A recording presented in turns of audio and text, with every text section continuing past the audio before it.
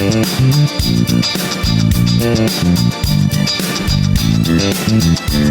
episode of the Better 2 podcast is brought to you by Kitty Mystic and DM Needham, author of My Days with the Dark Muse, as well as Love is Worth Waiting For.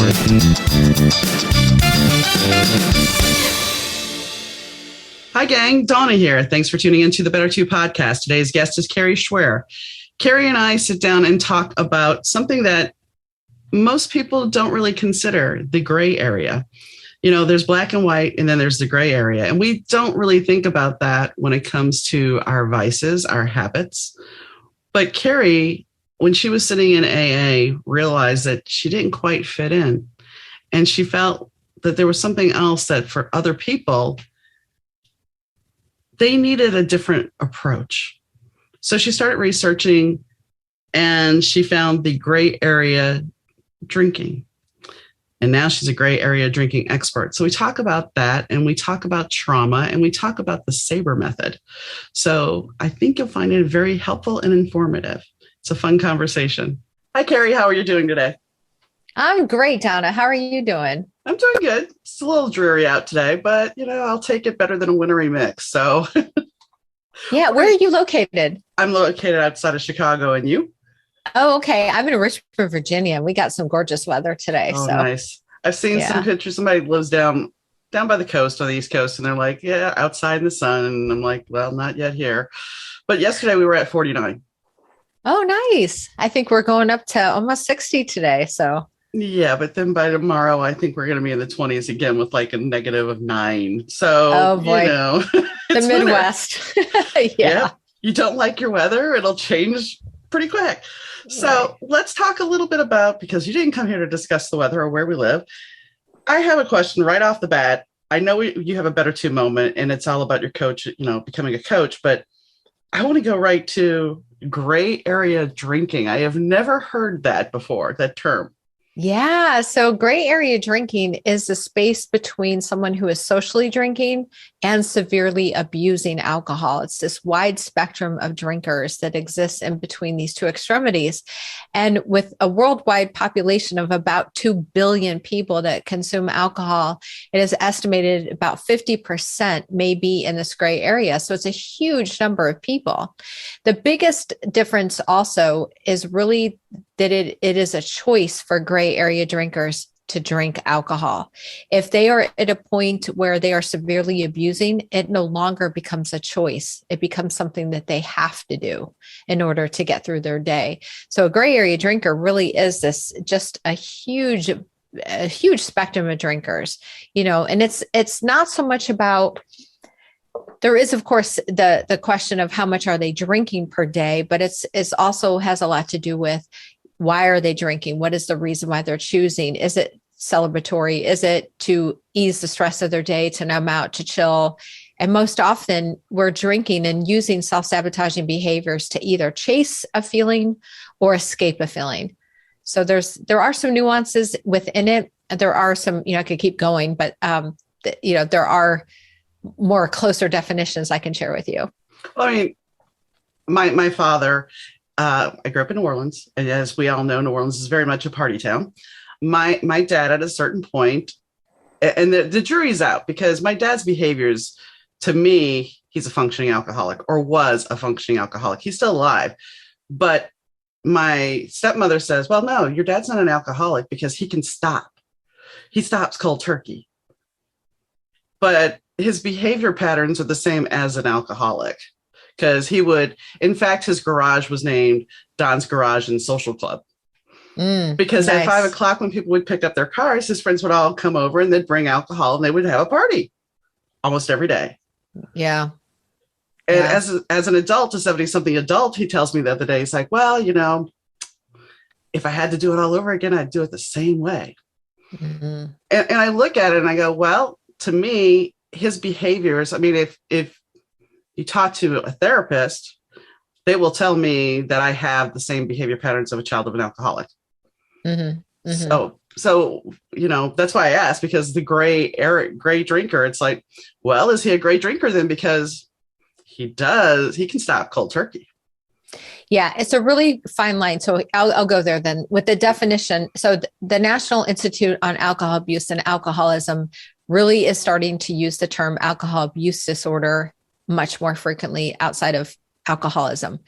And the reason why is because there are three categories that they have identified for someone who is abusing alcohol. We have a mild, medium, and severe category. So by lack of a, better definition, somebody who's in the gray area might be in that mild and maybe into the medium category, where somebody who's severely abusing is, of course, in that severe category and probably a little bit into the darker shade of that medium. So that's what I'm saying. There are some nuances and gray areas within the gray area. So it's really comes down to also the identity of what someone wants to claim. And when I say that very confidently and loosely at the same time, because I went to AA at first. When I quit drinking, I didn't know anybody like me existed. So I went the traditional route, love the program, think it's an amazing program. It's helped millions of people. The problem for me, it wasn't a good fit. I didn't identify as being an alcoholic, nor was I feeling that I was the same as some of the others that were in the room. And that's not a denial or a comparison. It's just where I personally was. And I think AA is great, but it's not for everybody. And there are alternatives. So a gray area drinker typically has not experienced a rock bottom in their life. They haven't had that detrimental thing that has brought them to the place of, oh, I must quit. There's no DUI. There's now loss of a marriage, that sort of thing. So it's definitely one of those categories and areas that you could say, yep, it feels like a gray area. That's why when I heard the term myself for the very first time in 2018, that's exactly why I chose to go into this business. And it really found me more so than me finding it, which is a story that we'll unpack, I'm sure. But really, it was about the opportunity to tell somebody, hey, if you think you're in the gray area, it's an opportunity for you to do something about it before you get too far into an addiction. And then it's no longer a choice. So that's the main reason, why I like to talk about it. And I think it's a good thing, because I mean, when you're talking about that you didn't fit in, I mean, sometimes when we go to school, when you think about education, not everybody we put everybody in this box that you're going to learn this way, but not everybody is capable of learning that way. So you're not going to fit in and you're not going to embrace what is being taught. So the same thing would be true for a self-help program. If you're there and you may be learning and you may be getting the good vibes and everything, but if you don't feel like it's right, it's not going to totally stick with you. Mm-hmm. That's right. That's right. And, our identity has a lot to do with our state of mind. And so the other part of that was, my upbringing was kind of rocky. I had a lot of in and out trauma. I went to 12 different schools. I was sexually abused. I had all kinds of things happen in my childhood. And I wore that all as a victim badge across my forehead. Like, well, this is why things happened to me, because of all this stuff happened to me. And therefore, I'm going to justify my behavior and some of the things I do. Well, when I went to AA, I really felt like, oh, one more thing, one more badge of honor that I get to carry around with me. And that's when I was like, no, I'm not accepting this. I'm not accepting it, because this is not who I am. It's not who I identify as being. And it was the pivotal point of my life and my career a couple of years later that I wanted to change that. So a lot of it has to do with, what are we believing about ourselves, and how we do, look at ourselves in the mirror. Do we have that self-confidence? Are we proud of who we are? Or do we associate our identity with what we do, or who we're married to, or being someone's mom or daughter, versus who we are as a person, as being created in this world? It's a big difference. So it's a big piece of the puzzle for people who can really heal, is to claim the identity that works for them. And that's a personal thing, Donna. It's really personal. I've talked about it several times on the show, because we get stuck in labels. And I went through that. I reached the pinnacle of my career as a claims supervisor. And I wasn't in charge of the whole office. I was in charge of my team. But when I left that job, and because I had been in insurance for so long, I mean, I was the type of person that if I saw, I had the stomach flu, and we went to the grocery store and somebody had dropped lipstick and smeared it across the floor.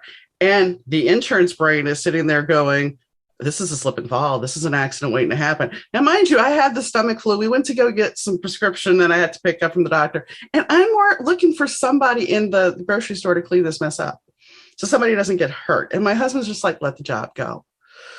But the whole fact is, I identified so strongly with that when I was no longer a claims person or a supervisor, I had to figure out who I was. And I think that's something that it used to be you stayed at a job for 30 years. And then when you retired, you had to find your new identity, where that doesn't happen now. Mm-hmm. We are each given these labels. We take these little, dare I say, mantras of who we are. Like you said, somebody's parent, somebody's wife, and then we get labeled with it. And that's who we're supposed to be. Mm-hmm. And, you know, I'm now labeled, which is the word I hate, but it's official. I'm a widow. And to me, that is a dangerous word. And I know people are like, well, how can that be dangerous? It just shows you're grieving. Well, yeah, it shows I'm grieving. It shows that I'm no longer married, that I'm single, that I may have some insurance money that you can come try to scam, which is not the case at all, putting that out there. But you know what I'm getting at? It sets you up for scam artists. Yeah. Right. Mm-hmm. But it's an identity. Yes. An identity. Yeah. The identity piece is really huge. And I'm glad you brought that out because it is true. And we're so much more than that. We're meant to be more than that. You know, I have a lot of executive clients, and one of them is, you know, a lot of them are very successful. One in particular owns quite a number of retail stores. And outside of those retail stores, one of the questions I asked him in a session is, who are you outside of this person for this business? Like, if we're just talking about you as an individual, who are you? And define that person, because we tend to get lost in who we are and what we do and our behaviors. And we need to be careful with that because our behaviors can change. It's a decision to change the behaviors. And really, if we look at what we do on a daily basis, whether it's our habits or really it's our habits, it really does determine our life and the quality of our life.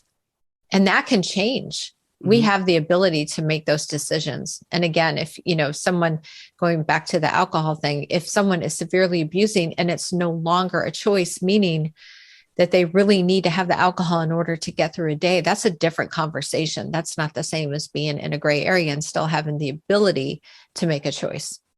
Well, and you bring up a very good point. You know, it's about what emotions are we trying to avoid? And the thing is that we don't really think about, because I never had an anxiety issue until I hit my 40s. And I did some amazing things and I was fearless. And then it was like, okay, now I have anxiety. Where did this come from? And part of it, I think, is we bury everything when we're younger. Especially if you've been through trauma, and you know this, you tend to bob and weave and, okay, I can go, I can do this. It's not a big deal. I'll just tamp it away. But eventually it comes home to roost. And it's up to you on how you want it to deal with it. If you want to face it or if you want to numb it. Exactly. And that's just it. Our feelings dictate our behaviors.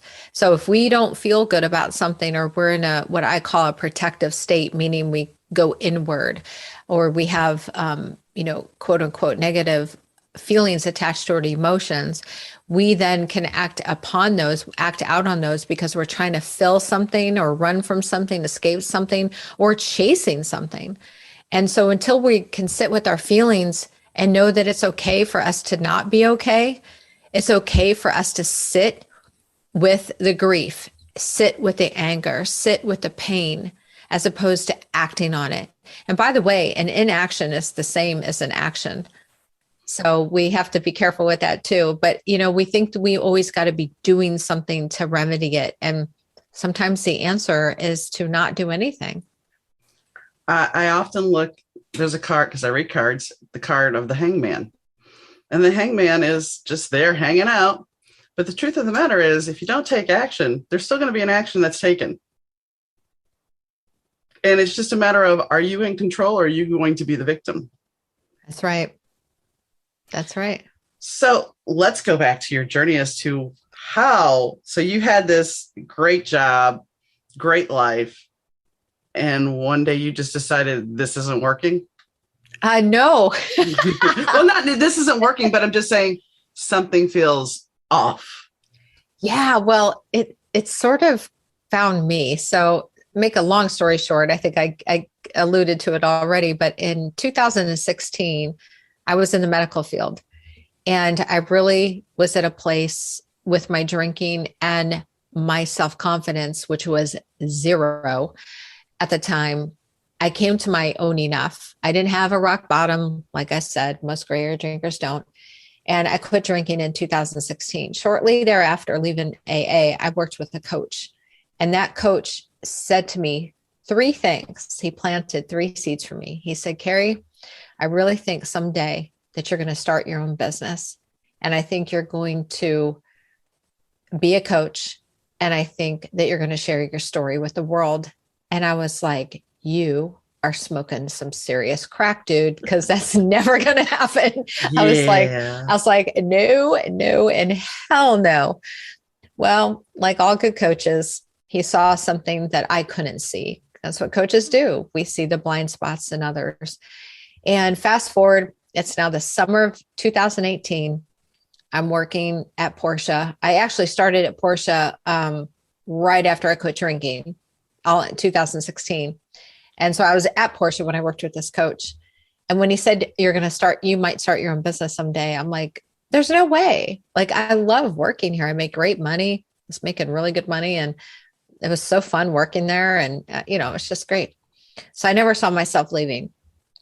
Well, fast forward 2018, I'm in church with my husband and they were talking about small groups, starting off small groups. And I said to my husband, I want to start a small group. And he goes, great. What are you going to talk about? And I said, well, I'm going to get people together that are drinking too much and doing other things too much, really kind of talk about the gray area. And he was like, that sounds great, honey. So I went to the church and of course they were happy to have somebody else starting a small group, but they said, well, you know what? That sounds like recovery. And we already have a recovery group. And I said, but it's not recovery. I said, I'm not talking about recovery. I'm talking about discovery. Yeah. Totally different. And long story short, they poo-pooed the idea.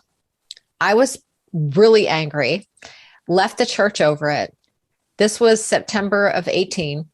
My girlfriend called me that day. I happened to be at Best Buy. I'm just like, I'm so angry, but I'm in Best Buy. I'm picking up some accessories for my phone. And she calls me and she said, what's wrong? And I said, oh, I'm so mad. Like, I just got off the phone with the church and blah, blah, blah, blah, blah. And she said, girl, why are you allowing the church to dictate what you want to do? Just start something on your own. And I said, yeah, I don't need that church. I'll show them. And that's literally how my business got started. It started with the idea of a small group turning into I'll show the church, which is such a bad way to start a business, by the way. The vengeance. But and just for the record, I'm back at that church and I have been for years. But anyway, I was just upset because I didn't get my way, but what a blessing that it didn't work out because otherwise I wouldn't be here. So I did. I started, did all the things. I bought the domain name and next thing I know, this thing is starting to take off. And I thought it was just going to be this little side gig thing, meeting up at my house and whatever. And that was September of 18. By May of 19, actually it was April, I said to my husband at dinner table, honey, I think I want to quit my job at Porsche and go all in with GrayTonic. And he leans across the table, Donna, and he gets really close to me and he goes, babe, you make really good money. And I said, I know. And he's like, you really want to do this? I said, I do. He said, okay.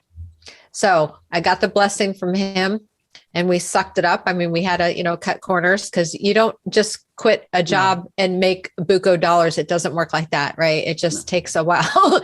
So the first year was interesting. And I thought, wow, this is wonderful. I could build whatever I want with this. And it was a lot to learn as an entrepreneur. I'm in coming up. I mean, now we're in 2022, so it'll be 4 years this September, but it's been a roller coaster of figuring things out. But I got to tell you, there's nothing more rewarding.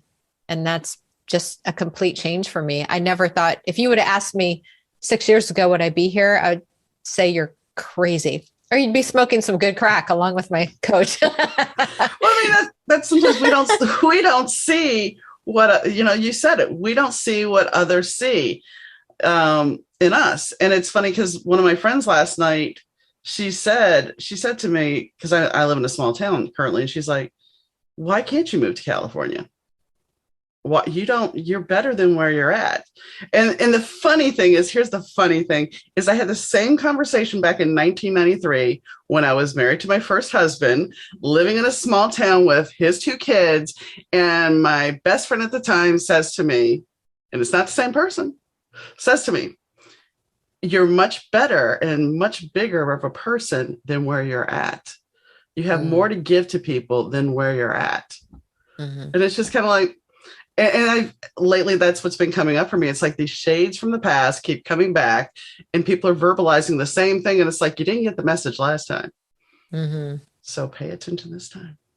Yeah. So people see, they're capable of seeing us where Yes. we see our limitations. And, yes, it might have been bad to have that vengeful thought, but sometimes we need that fire lit under us to Oh get us yeah. motivated, Oh you yeah. know? And it was such a fire. I mean, I couldn't sleep. Like that first week, I Mm-hmm. mean, I was just like, oh my gosh, I'm going to do this and this and this and this. And, it was like a bonfire was lit. And, I still remember thinking, I'm just going to shout on top of the rooftops. And what has happened over the course of the time being in business is that it's shifted to all things gray. So now I really talk about all things in the gray area, whether that's our marriages or our relationships or with our careers, for example. So a lot of my clients are seeking me out, not just because they might have something like they're drinking too much from time to time, but it could be that, they're cheating on their wife because they're no longer satisfied, or they're in a corporate job that they hate because they feel handcuffed because they make too much money, and they got the pension and the vacation, and they're afraid now they're in their 50s. And if they leave, they're too close to retirement. And how will that work? And, all the things. So it's working out all of those gray areas in their life. And oh, yeah, we're going to help you love yourself so you don't have to self sabotage with any behaviors that are causing you damage. So, I think for yeah. so long that we are taught, though, to self sabotage because we are taught by whether it be parents or teachers, in most cases, not all cases. Some parents are very supportive, but we're taught, you think you can do that? Really? You're Yeah. not that good. That then you have other parents that are very super supportive. Yeah. There's a story I want to share there, which is important, I believe. You're right. I think we've been taught the first way that you described instead of the latter. But if you're familiar with Sarah Blakely, who started Spanx, the company Spanx for women, she has a wonderful story about her and her father. And her dad would ask her every day at the dinner table, what did you do wrong today? What did you fail at? Okay. And if she did not have something to bring to the table, he was legitimately upset with her.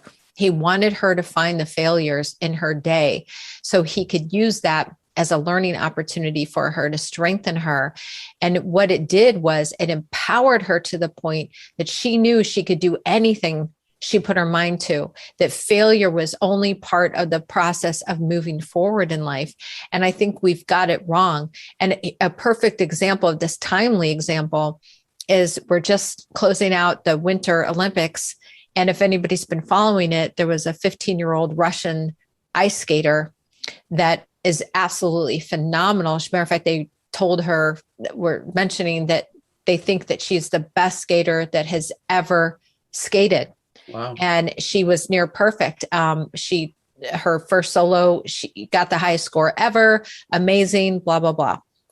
Fast forward a couple of days, the news came out that there was some doping drugs found in her system back in December. And the committee said they were reviewing whether or not she should skate. So, of course, now you got this huge scandal that one of the best skaters ever might not be able to skate because of possible doping scandal. Well, it turns out nobody knows how she got this substance in her system back in December. It wasn't anything that she was currently taking or anything like that. They're not sure if it was planted, whatever. The point is, it got in this girl's psyche. And Yeah. so now she's back on stage. Everyone, half the world is against her even competing, saying she shouldn't have been allowed to compete. So what do you think that did for this poor girl? You're not, Yeah, yeah, crushed your ego. she fell multiple times. This is a girl that could do these quadruple flips and all her, twists and turns in her sleep.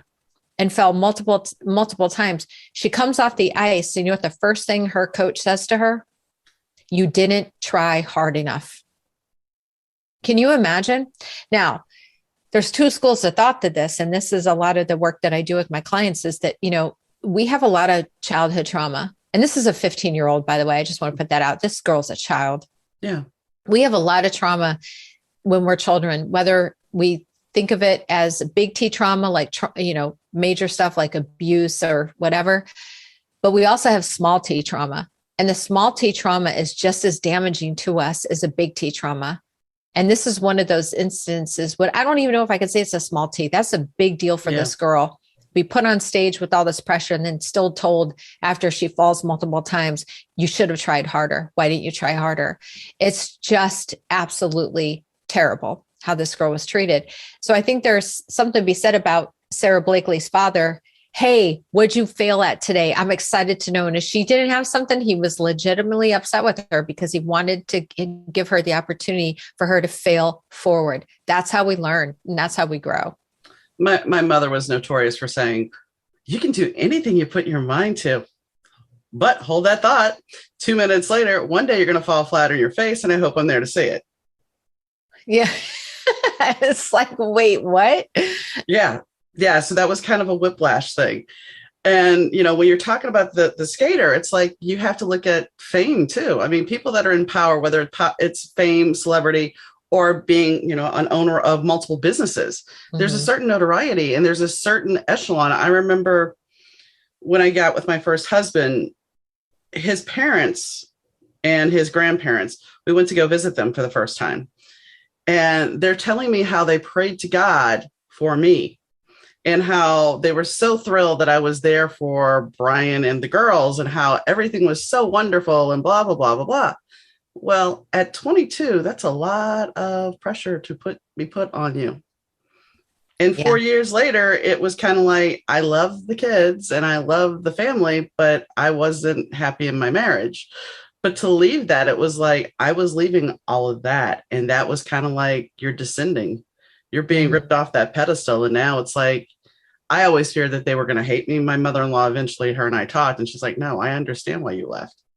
And so did the kids. But when you're in that echelon, whether it be you're at a job for 30 years or whatever, that's a pillar that once that's pulled down, your ego and your identity is where. And this girl that you're talking about, the skater, is she going to be now known as the girl who messed up? Is this going to haunt her? Kind of like Britney. We deal with Britney Spears.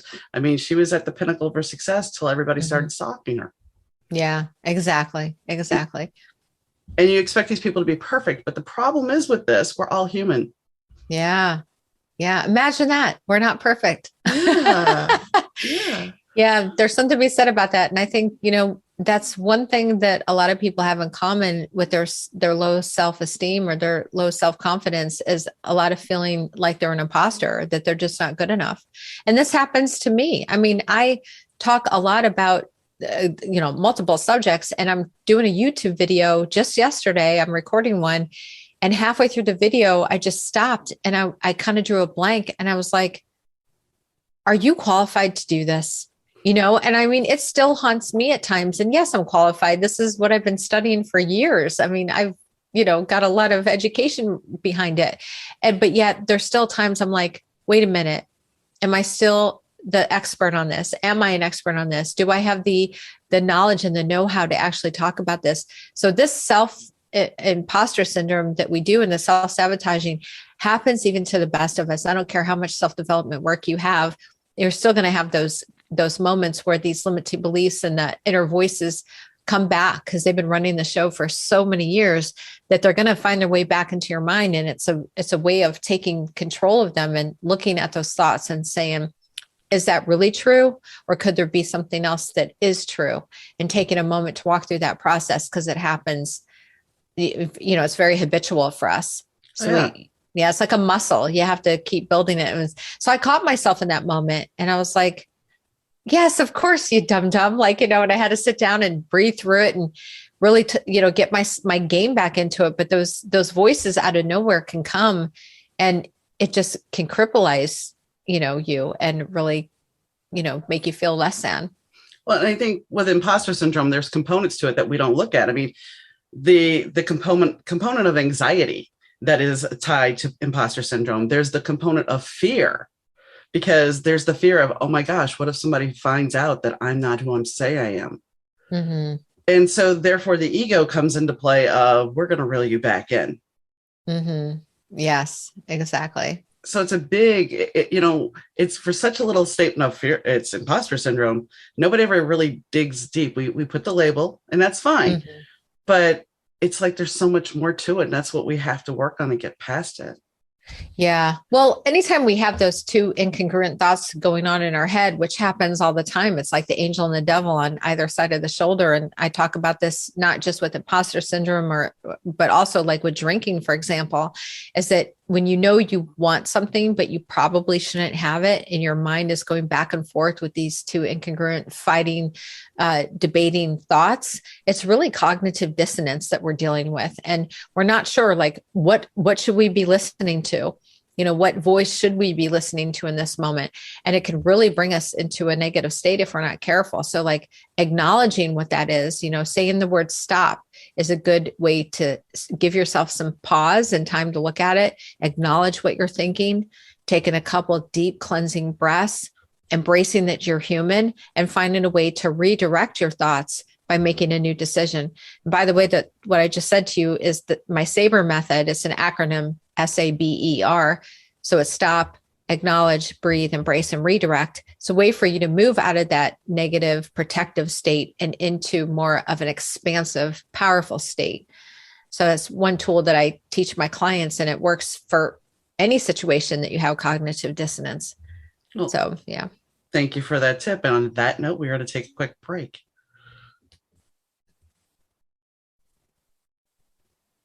And we're back. So I thank you for the tip. I want to talk a little bit about your book, The Successful Mind: Tools to Living a Purposeful, Productive, and Happy Life. Yes, I'm one of many authors. I'm one of many co-authors in that book. And the book is designed not to read front to cover. It is really meant to read like, what are you struggling with in this moment, and finding a chapter that really resonates with you. And ironically, the SABER method, which I just shared with you, is my entire chapter.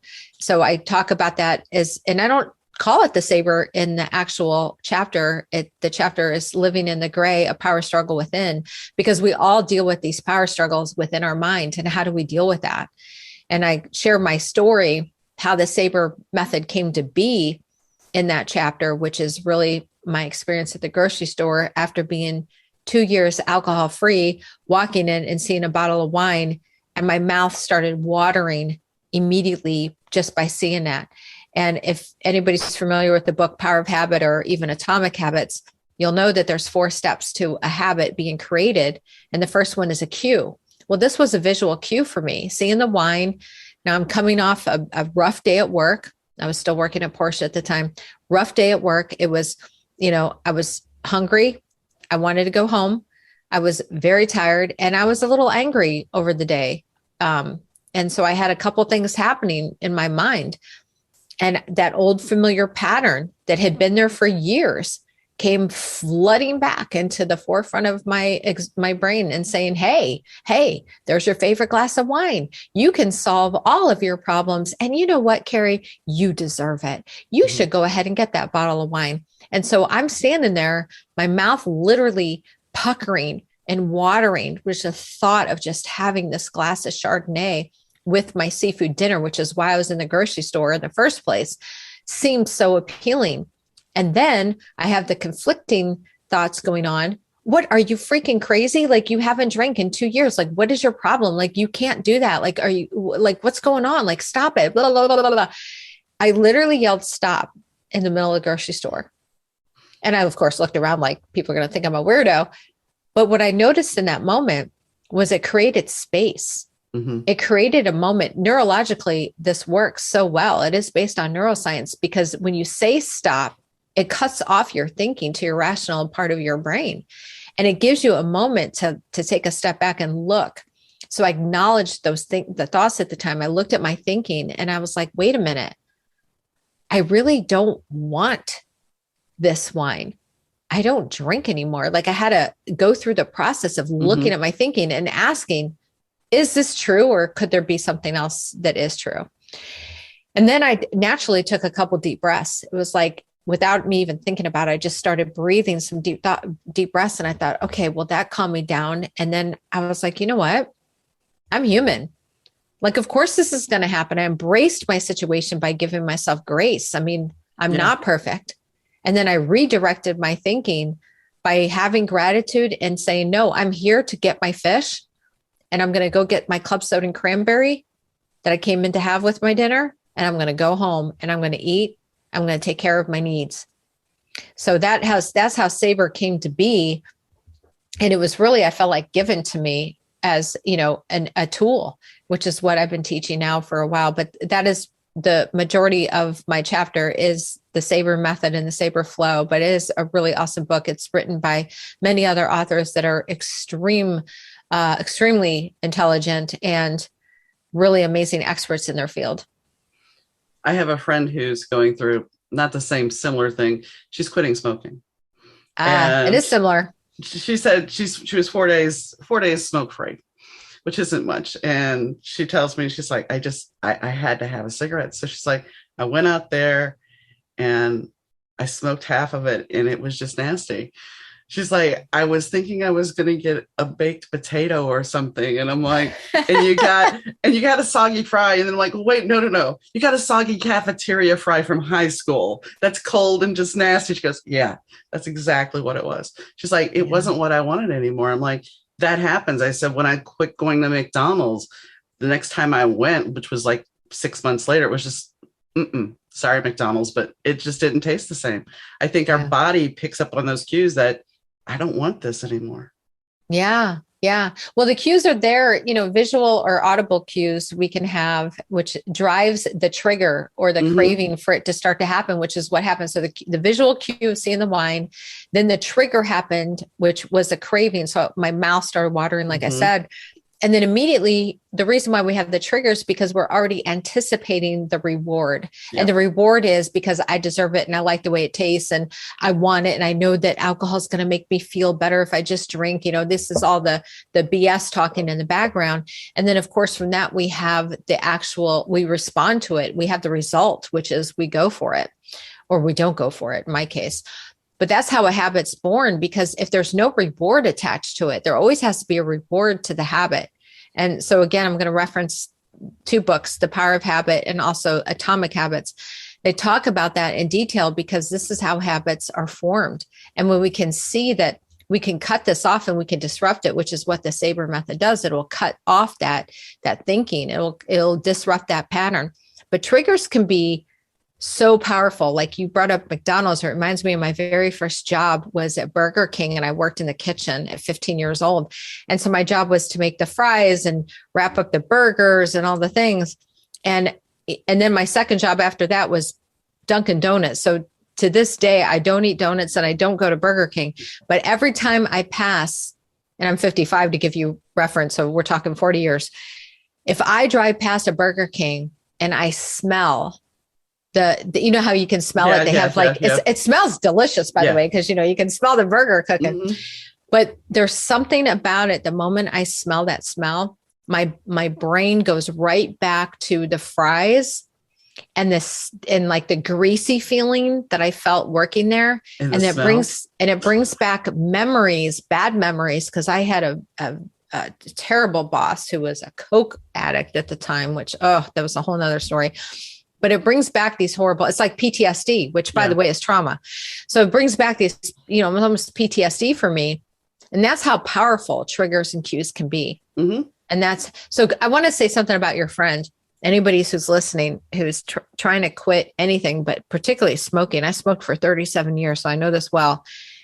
What helped me quit was we want to look for something that's going to replace it until we get through and create new neural pathways, new ways of thinking.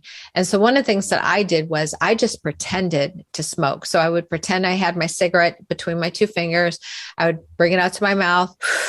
I'd take a breath in.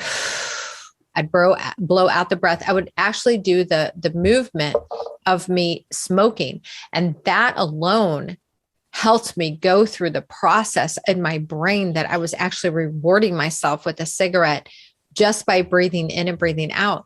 Well, when I was doing this is before I knew what I know now about the brain and how habits work. But knowing that the breath is a way for us to calm our central nervous system and move us into a parasympathetic state. This is why that worked for me. So I encourage anybody and your friend, if they are getting these urges to still wanting to smoke, is just to go through the act of smoking with nothing and just breathe it in and out the air a couple times. Sometimes I had to sit with it for 5 minutes and do it. Other times I just, a couple little breaths and I was good to go. But that's something that I think works really, really well at times for most people. It can really help. You bring up trauma triggers, and yes, we have a lot of trauma triggers. I mean, and that's what a lot of people don't realize. They're like, oh, I've dealt with that emotion. It's not going to bother me anymore. Hold my hat, hold my beer. Let me go get you here. And sure, something will trigger you and bring you right back to that moment of where you were. And I don't think people realize that enough. I think they think, well, I've dealt with it. It's not going to come back, but it does.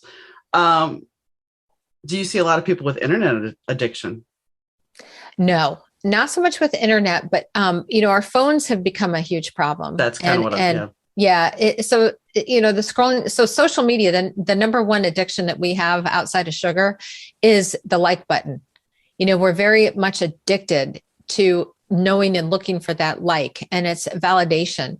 Social media has done great things for our society, but it's done a lot more damaging, in my opinion, thanks to our psyche and to our self-esteem. And the way that it hasn't really brought us together, it's actually driven us farther apart.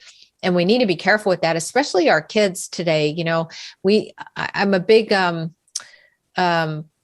advocate for suicide prevention. I have quite a few friends that have lost their kids and that work for NAMI and so forth, and which is a great nonprofit for mental illness. But when we look at the kids that have taken their life, it usually will have to do with either bullying in school or cyberbullying or things along that nature. And they just don't feel enough. There's this lack. And my heart is really for those kids because that's where I was. Thank God I didn't grow up with social media. I probably would have taken my life. I'm sure I would have, because I was just in such a bad place. I mean, I was beaten so badly in 7th and 8th grade, especially 8th grade. My parents didn't even recognize me when they picked me up. And it was very hard to be that kid that was bullied continuously. And going to 12 different schools in 9 years, it was really difficult. So I think social media would have made things so much more complicated for me. So I'm glad that I didn't grow up in that culture at the time. It was hard enough. But today we got to deal with so much of that. And, I can't knock social media, but so much, because that's clearly a lot how I get my business, as people resonate with my posts and so forth. But, if I could choose to have a world with it or without, I'd gladly go without. Well, we're trained to hear the bing on our phone. Right. We always joked about path lost dog, but aren't we doing the same thing with our phones now? My God. We hear the ding. It's like, oh, wait, okay. And, talking about suicide, there was a gentleman that I interviewed. He's 20, I think 22 by now, but I interviewed at the beginning of my first or second season of my show. And at 14, he decided he really wasn't happy. Actually, it was sooner than that. But at 14, he's like, I'm going to get the perfect Facebook picture. I'm going to get the perfect Facebook picture and my year will be golden and everything. And he got his picture, but he still felt hollow. Mm-hmm. So he was very good about sneaking out of the garage. And so he opened up the garage window, climbed out, and usually he would leave it open, but this night he closed it. And this was in Australia. And he climbed on top of a shopping center and then took a leap off of it. That left him paralyzed.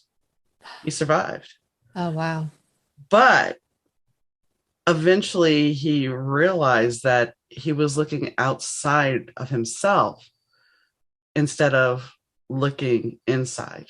Mm-hmm. And that's what kind of gave him this wake-up call. So now, yes, he's a speaker, and actually he's getting some use back with his legs.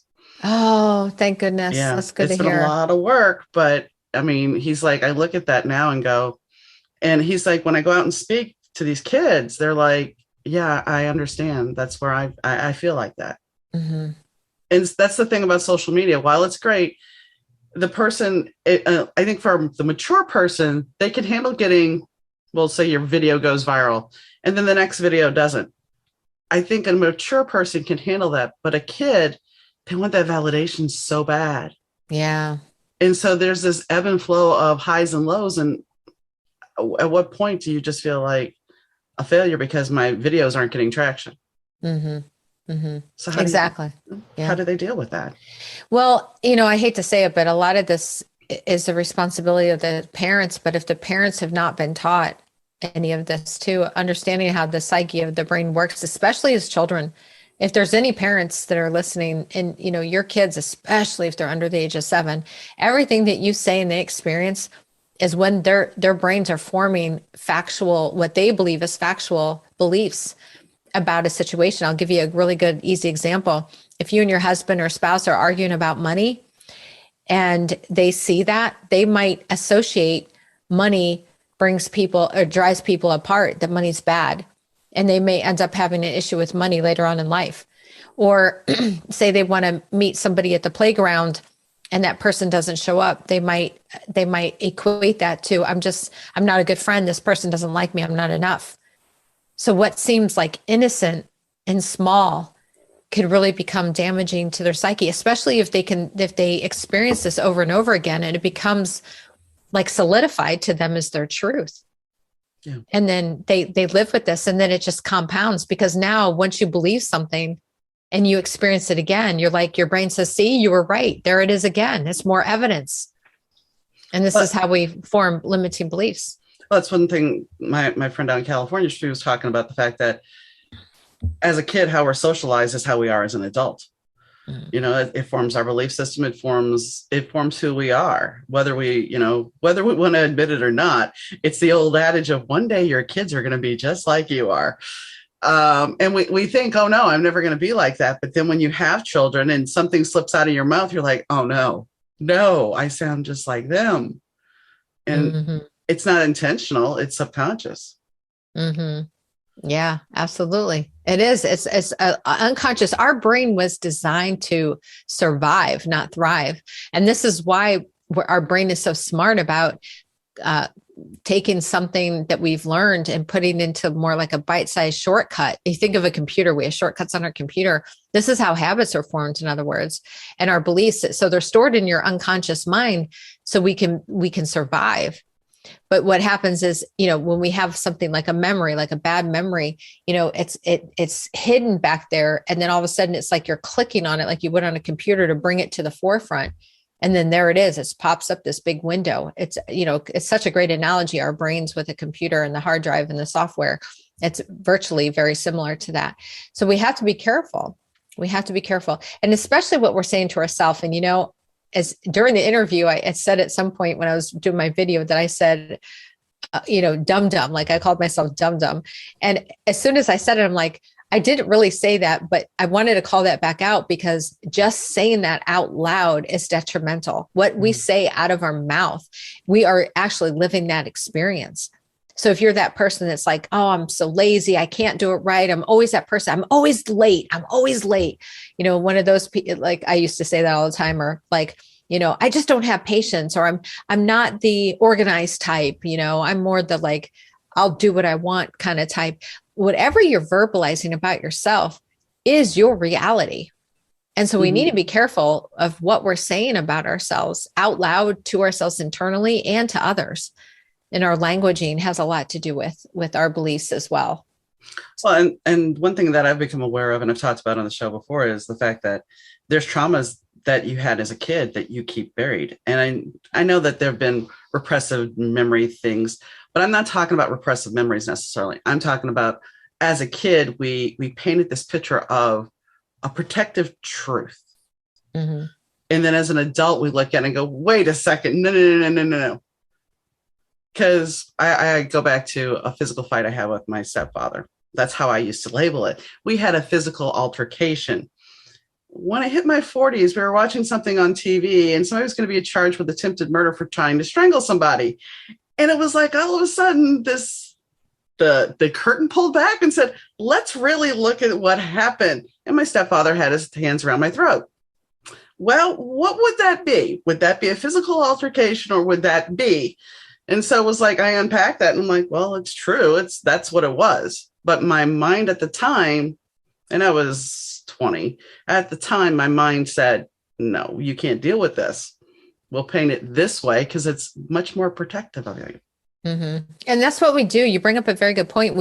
So when I said about a protective state, that's what I'm talking about. We are very good at protecting ourselves from any danger. So if that means we have to go inward and self-sabotage, or we move back into an experience, it's a way for that smaller, younger version of ourselves to protect our adult selves.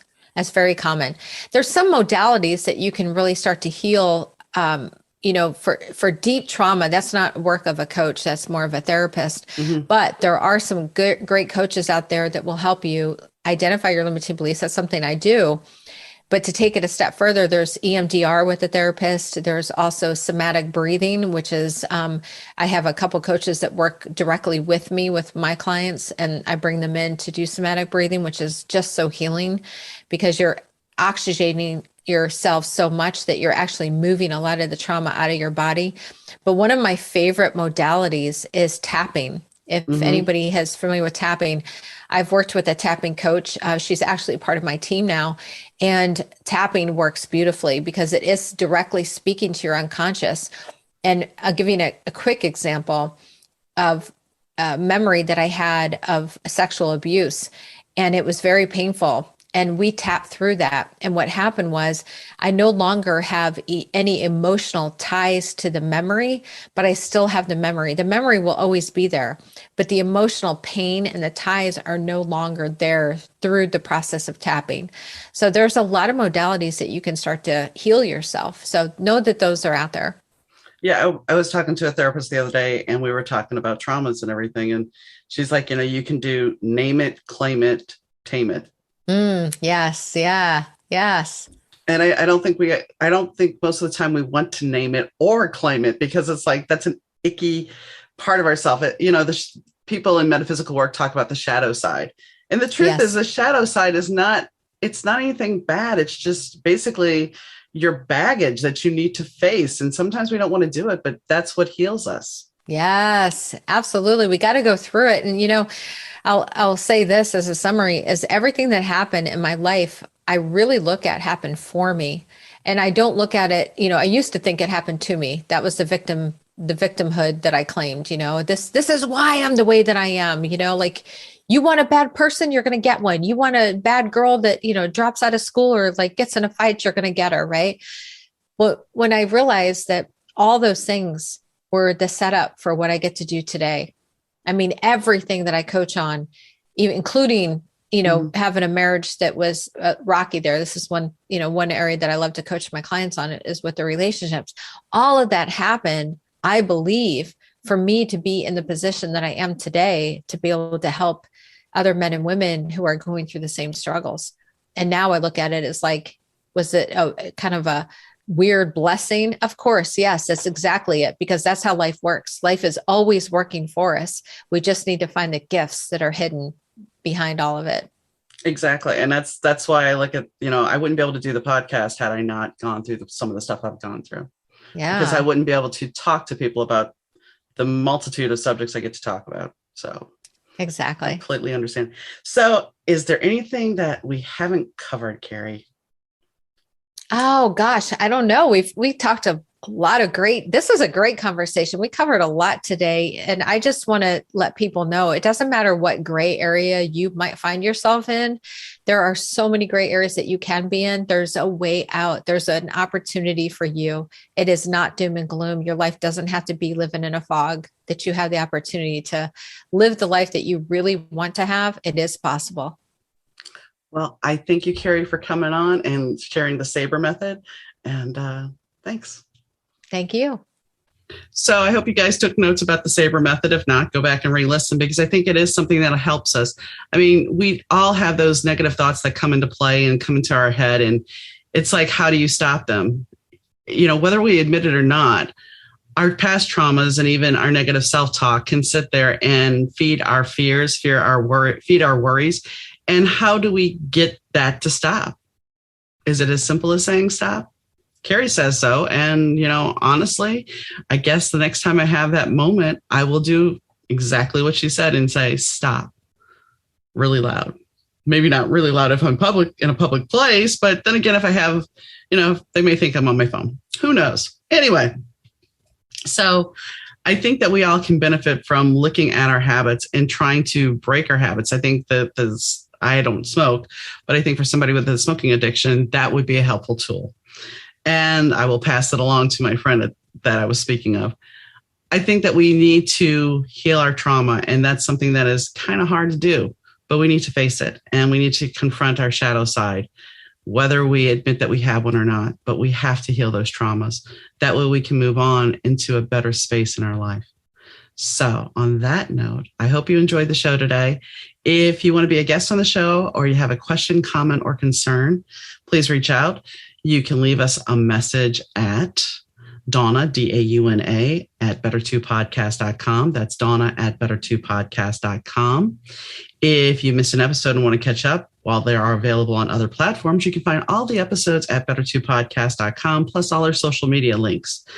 And we also have a Patreon app, subscription you can get while you're there if you want to support the show.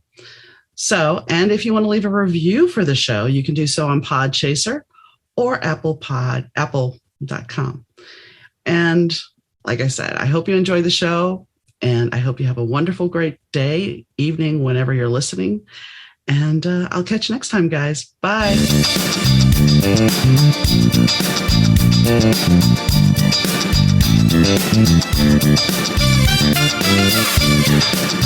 The Better 2 podcast is mixed, edited, and produced by Rich Zai of Third Ear Audio Productions.